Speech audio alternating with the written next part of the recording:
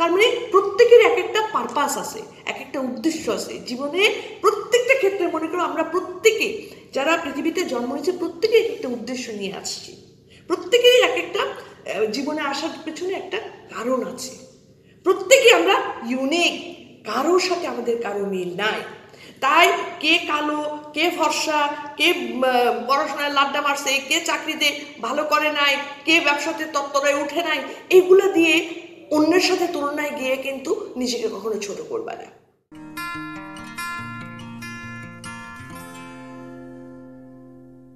তোর দ্বারা কিছু হবে না, তুই কোনো কামের না, তুই আনস্মার্ট, তুই আসতে কম কথা বলিস, তুই ঠাস ঠাস করে কথা বলতে পারিস না, এরকম আমরা অনেক সময় অনেক কথা শুনতে হয় না। এবং দেখা গেল যে ব্যবসা একটু হয়তো ভুল হয়েছে, তার জন্য তোমার দ্বারা ব্যবসা হবে না, ছেড়ে দাও। দেখো না অমুক আমার তত্ত্বরায় চলে গেছে, বা তুই একটা চাকরি করতেছো, তোমার জায়গায় তো অমুক তত্ত্বটা করে চলে গেছে। এই যে জিনিসগুলো প্রত্যেকটা জায়গায় যে অক্ষমতাকে দিয়ে খোঁচা দেওয়া বা বলা, তাতে যে আমরা নিজেকে কুচকে ফেলি, এটা কিন্তু ভুল। হ্যাঁ, তোমাদের প্রজন্মকে বলছি, সবসময় মনে রাখবা যে আমরা প্রত্যেকেই ইউনিক। যারা খোঁচাখুচি করে তাদের চাইতে যে খোঁচাটা খাচ্ছ তার জন্য কিন্তু আমার এই কথা বলা। খোঁচাখুচি প্রকৃত আপনজন করবে না। প্রকৃত আপনজন কিন্তু তা কারো কোনো একটা, ধরো তোমার লেখাপড়া তুমি অতটা ভালো না, তো ওইটা না বলে তুমি যে লেখাপড়া ভালো কিন্তু খুব সুন্দর ছবি আঁকো সেটা নিয়ে কথা বলবে। তুমি হয়তো বা তোমার ব্যবসায় ওরকম ভালো করছো না, কিন্তু ততটুকু করছো হয়তো বা, কিন্তু তোমার কোনো ঋণ নাই, সেটা নিয়ে প্রত্যেক বলবে যে ভাই তুমি ছোট করে ব্যবসা করছো কিন্তু কোনো ঋণ নাই। বিশাল ব্যবসা কোটি কোটি হাজার কোটি টাকার ঋণ, লাভ হইল কি? কে কখন চলে যাবো জানি না তো, তাই না? তো এই জিনিসগুলো বুঝতে হবে যে তোমার কোয়ালিটি নিয়ে যারা কথা বলছে তারাই আপনজন, যারা তোমার মাইনাসটা নিয়ে খোঁচাখুচি করছে তারা যাই হোক তোমার আপনজন না। আর আপনজন না হলে তাকে কথায় তো মাইন্ড করার কি আছে? আপনজন মানে খালি কার সাথে কি সম্পর্কের ভিতরে ওটা কিন্তু না। আপনজন হচ্ছে সেই যে তোমার আত্মাকে বোঝে, আপনজন হচ্ছে সেই যে তোমার উপর বিশ্বাস রাখে, আপনজন হচ্ছে সেই যে জানে যে হয়তো রক্তপাত করার কোনো কারণই নাই। কিন্তু নিজেকে সবসময় মনে রাখবা যে আমরা যে 5টা আঙ্গুল, আমরা 5টা আঙ্গুল কিন্তু খুব সহজ উদাহরণ দিচ্ছি, একদম পানির মতো তোমাদের জন্য, হ্যাঁ, যে 5টা আঙ্গুল কি এক সমান? তো এখন বুড়া আঙ্গুল যদি কান্নাকাটি করতে থাকে আমি কেন এটা সমান হইলাম না, তার লাভ আছে? তাই না কি আমি এটা সমান করতে পারবো না। কিন্তু এই বুড়া আঙ্গুলকে বাদ দিয়ে কি আমি আবার চলতে পারবো না। এই আঙ্গুলের বাদ দিয়ে চলতে পারবো? এই কান্না আঙ্গুল, এইটা যে এত ছোট চিকন একটা আঙ্গুল, এটাকে বাদ দিয়ে ধরার জন্য অস্বস্তি লাগবে, কাজ করতে গেলে অস্বস্তি লাগবে। তার মানে প্রত্যেকের এক একটা পারপাস আছে, এক একটা উদ্দেশ্য আছে জীবনে।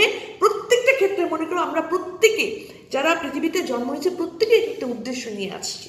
প্রত্যেকেরই এক একটা জীবনে আসার পেছনে একটা কারণ আছে। প্রত্যেকে আমরা ইউনিক, কারোর সাথে আমাদের কারো মিল নাই।